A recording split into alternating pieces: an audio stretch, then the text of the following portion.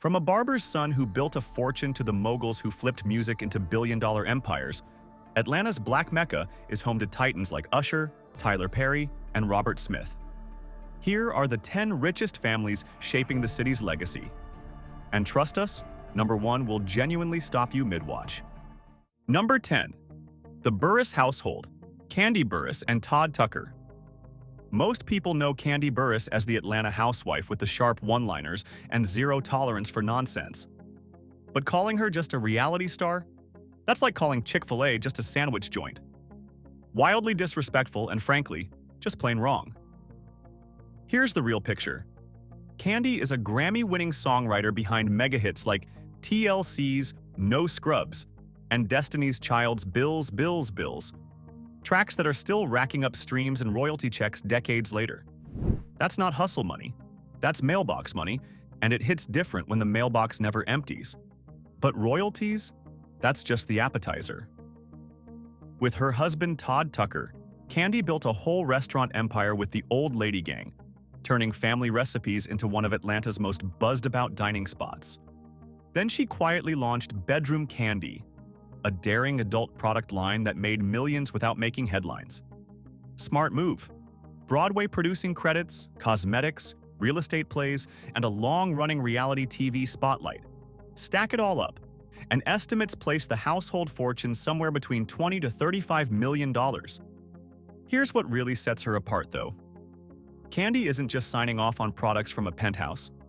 She's running payroll, pushing her own marketing, and making sure every business she touches can stand on its own legs.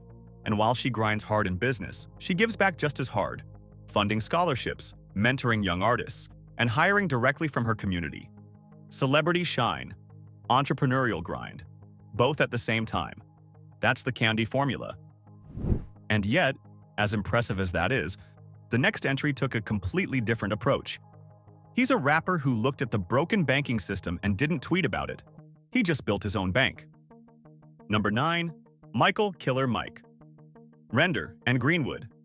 Every rapper talks about power. Killer Mike went out and built some. In 2020, alongside civil rights icon Andrew Young and tech entrepreneur Ryan Glover, he launched Greenwood, a digital bank aimed squarely at Black and Latino communities who'd spent decades being quietly locked out of mainstream finance. Not nudged out, locked out. Systematically. Now, here's the kicker. This wasn't some vanity project with a rapper's face slapped on a press release. Within weeks of its announcement, Greenwood pulled in hundreds of thousands of signups, making it one of the fastest-growing fintech launches of its era. Investors flooded in, seed rounds ballooned, and suddenly a man known for politically charged lyrics was sitting across from serious Wall Street players. Not as entertainment, as a peer. But the name itself is the real story.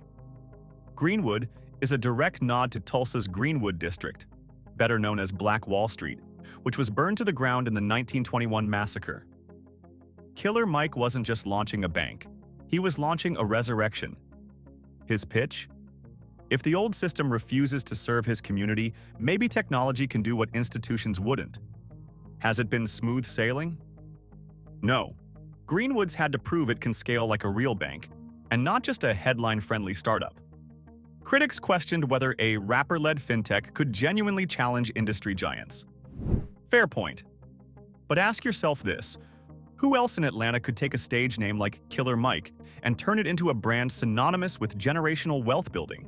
That's not contradiction, that's evolution. But while Killer Mike was rewriting the rules of finance, the next mogul on our list was busy cashing Hollywood checks and keeping his Atlanta empire fully intact at the same time. Number 8. The Ludacris family, Christopher Bridges. Atlanta hip-hop has minted plenty of millionaires. But Ludacris might be its smoothest operator, and the most quietly underrated businessman in the city's history.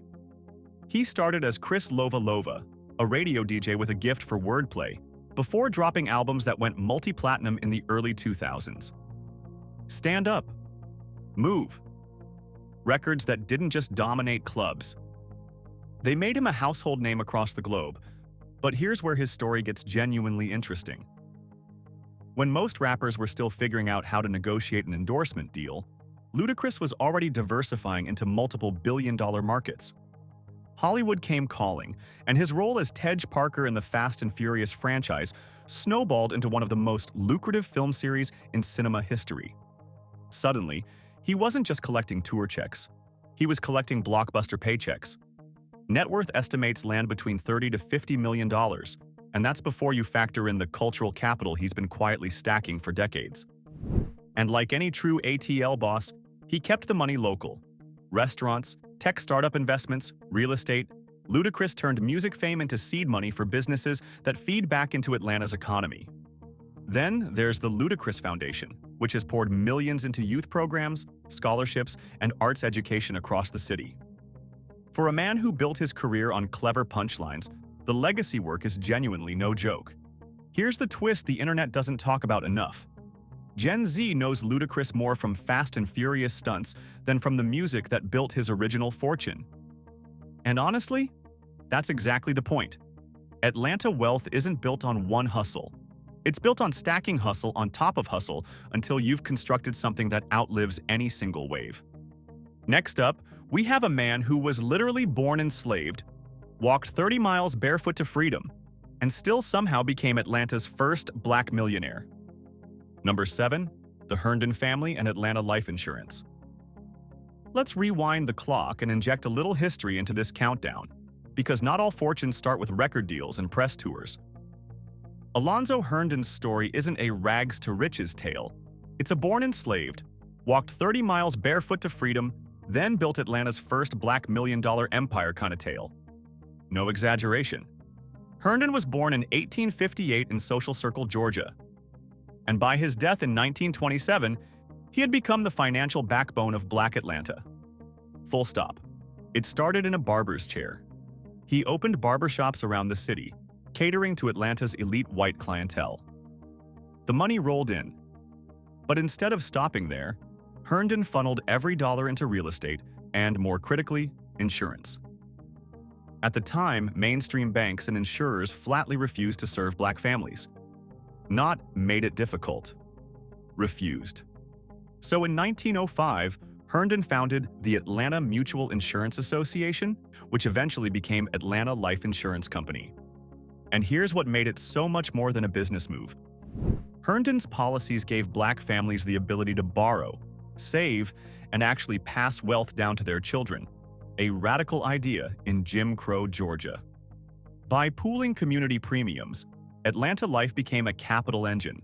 Mortgages, business loans, even funeral costs were suddenly within reach for people who had been systematically denied them for generations.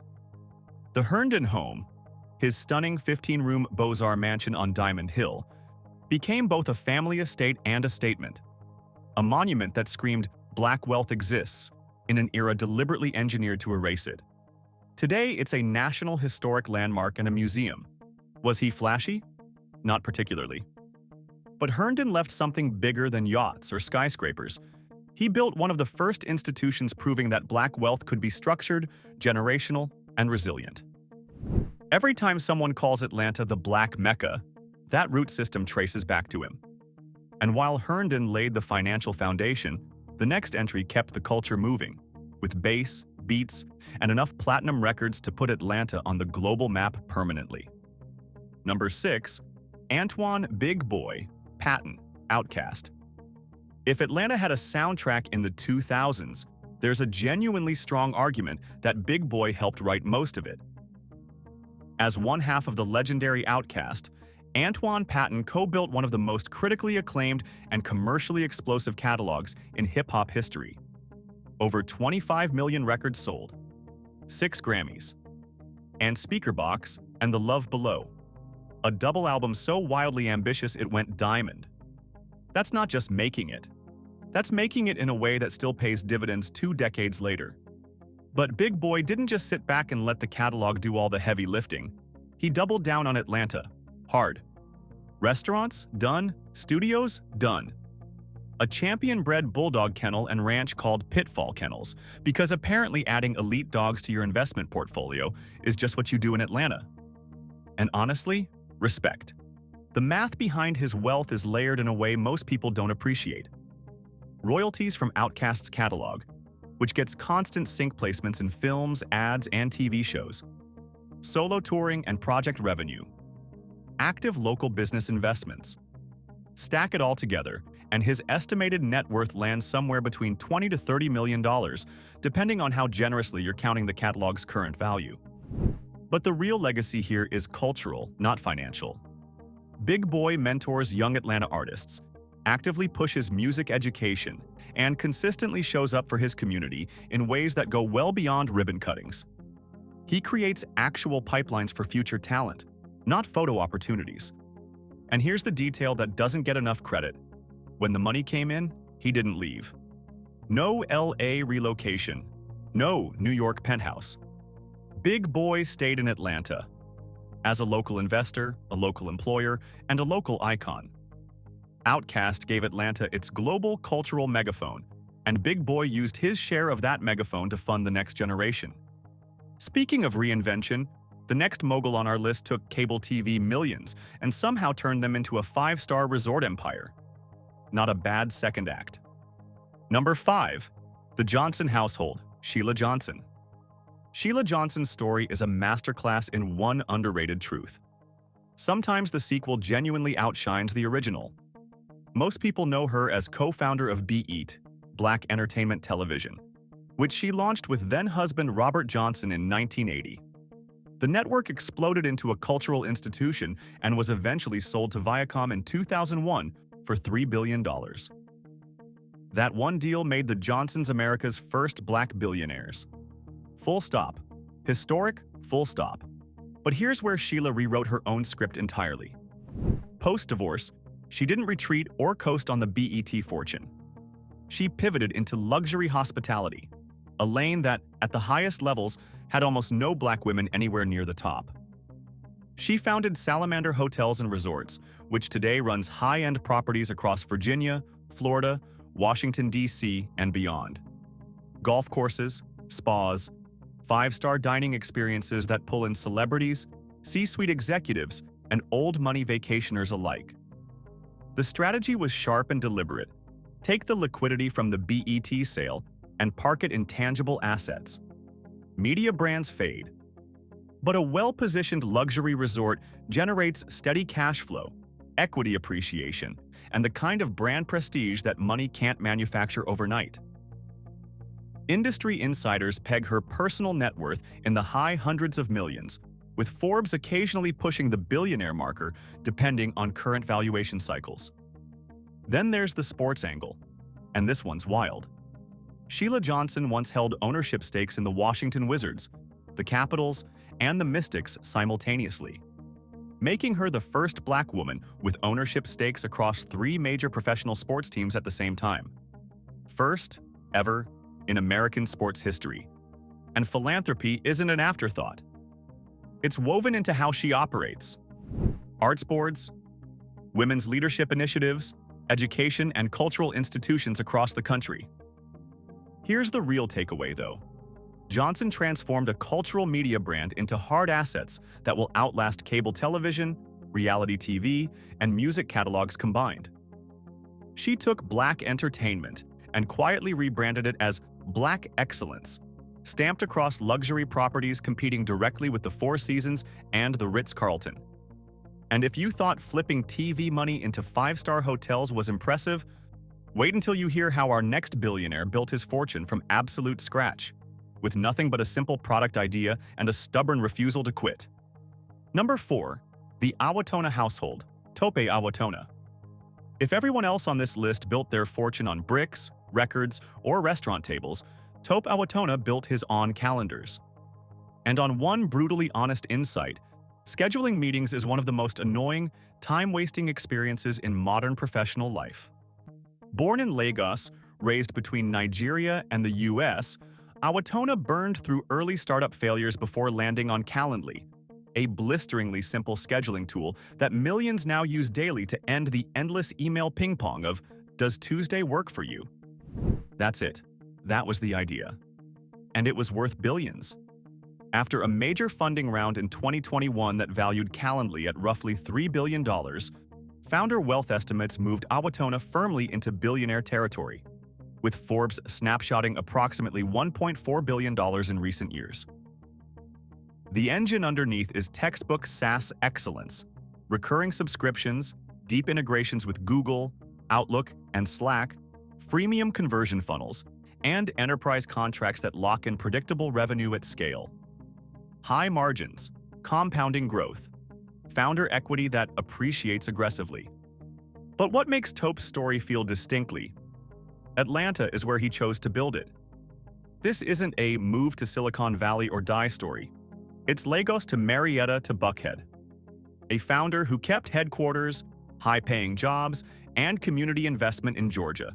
Not because it was easier, but because he chose to. He funds education initiatives locally, speaks openly about immigrant entrepreneurship, and represents something Atlanta doesn't get enough credit for. It can incubate world-class technology companies without ever begging Silicon Valley for permission.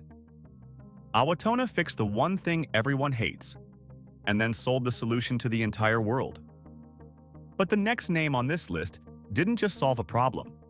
He turned the stage itself into a complete business ecosystem. Number 3, the Usher household, Usher Raymond. Close your eyes for a second. Now imagine selling tens of millions of records, selling out arenas globally, landing a Las Vegas residency that prints money like clockwork, and still having enough strategic vision to build equity positions on top of all of it. That's Usher's financial reality. And it's considerably more sophisticated than most people realize. Usher is one of the best-selling artists of all time, full stop. But the version of his wealth that actually matters isn't the album sales, it's the stack he built on top of them. Album revenue, arena touring, publishing, and catalog royalties that pay for decades. Vegas residencies that function less like concerts and more like annuities. Guaranteed, high-margin, repeatable income that eliminates the chaos of traditional touring cycles. Brand partnerships. Strategic equity investments. Conservative public estimates place his net worth around $150 to $200 million, but that number undersells the sophistication of what he's actually built. Here's the move most people miss. Usher figured out early that influence is a currency, and he started converting it into ownership. Production companies. Development deals for emerging artists. Music business investments that keep creative jobs and economic activity rooted in Atlanta, not just passing through it. Where some artists cash checks and immediately relocate, Usher invests in pipelines, studios, partnerships, local ecosystems that outlast any single hit record. The career arc splits neatly into 2 chapters. Breakout artist at Layface Records, followed by strategic owner-operator who understood that one-time paydays are nice, but recurring revenue is generational. Atlanta gave Usher his voice. He gave Atlanta back something more durable. And up next, the man who decided that if Hollywood wasn't coming to Atlanta fast enough, he'd just build his own Hollywood. Literally. Number 2, the Perry household, Tyler Perry. Tyler Perry didn't just build a career, he built infrastructure, and there's an enormous difference between the two. What started as one-man stage plays touring the black church circuit evolved step by deliberate step into one of the most strategically sound media empires in American history. The core thesis was simple and almost radical in its clarity. Own your content, own your studio, and never, never let someone else control your future. Tyler Perry Studios now sits on roughly 330 acres of the former Fort McPherson military base in southwest Atlanta. Multiple sound stages, backlots, permanent standing sets so realistic that productions can shoot a New York street or a courthouse without leaving the property. Forbes and industry analysts peg his net worth at approximately $1.4 billion. But the real asset isn't the number. It's the double play. IP ownership plus physical production capacity working in concert. Here's why that structure is genuinely brilliant. Owning the content library generates long-term licensing deals, streaming paydays, and creative control that most creators never achieve. Owning the studio generates production revenue, local supplier contracts, and a physical magnet that pulls outside projects and their budgets directly into Atlanta. Marvel Productions, major streaming series, big budget features, They all use those stages, and every shoot that lands there multiplies local economic impact across hotels, catering companies, crew, carpenters, and wardrobe departments throughout the city. Perry's playbook didn't just create a personal fortune, it seeded an entire production ecosystem that now rivals the old Hollywood model on its own terms. And yes, the social framing matters too. Perry consistently positions his success as community infrastructure, not personal achievement. Creating black millionaires. Building wealth pipelines. Showing that ownership, not just income, is what actually changes communities across generations. At the very top of our list sits a man who turned software deal-making into institutional philanthropy, and does it with a quiet precision that makes him arguably the most consequential black billionaire in America today. Number 1. Robert F. Smith, the Smith household. When we say crown jewel, we mean it in the most literal sense possible. Robert F. Smith is the founder and chairman of Vista Equity Partners. And if that name doesn't immediately ring a bell, here's what you need to know. Vista buys enterprise software companies, scales them with operational discipline, and exits at significantly higher multiples. That's the machine. And it's one of the most effective wealth-generating machines in private equity history. Forbes consistently places Smith's net worth in the multi-billion range, with recent snapshots in the $10 billion plus range. And the compounding nature of Vista's model means that number has a structural tendency to grow. But here's what makes Robert F. Smith genuinely different from the classic billionaire with a jet archetype. He figured out how to turn private wealth into public leverage, and he did it in a way that actually changed people's lives. In 2019, at Morehouse College's commencement ceremony, Smith pledged to pay off the entire graduating class's student loan debt. Not a portion of it. All of it. In a single announcement. That wasn't a PR stunt. It was a thesis statement. Deploy capital to change access, not just to accumulate more capital. That single move reframed what billionaire philanthropy can look like at the community level. And it wasn't a one-off gesture. His donations to museums, research institutions, and educational initiatives across the country have funneled hundreds of millions into civic infrastructure, including Atlanta's. The financial mechanics behind his wealth are worth understanding. Vista's private equity model creates compounding founder carry and equity value across multiple portfolio exits simultaneously. Large founder stakes plus accumulated carried interest give Smith recurring upside that most founders never experience. It's a system designed to compound aggressively. And it does. Is there complexity here? Absolutely. Private equity power, wealth concentration, and accountability debates are real conversations. And Smith's business is right at the center of them. That texture is part of what makes him a genuinely fascinating figure, not a simple one.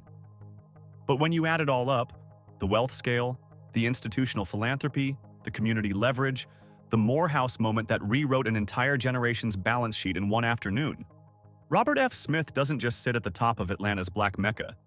He is what the Black Mecca is supposed to produce.